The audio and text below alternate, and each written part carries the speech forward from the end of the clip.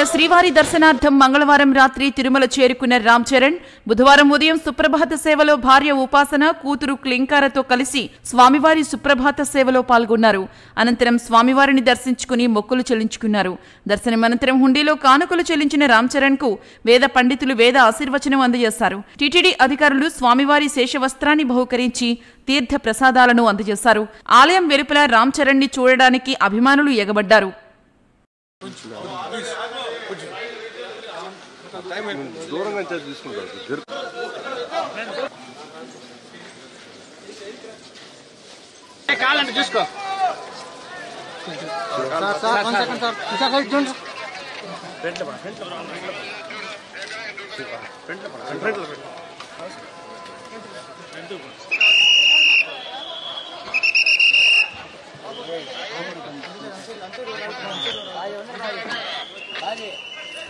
మరిన్ని news and updates కోసం plus news channel ను సబ్స్క్రైబ్ చేసుకుని బెల్ ఐకాన్ ను ప్రెస్ చేయండి.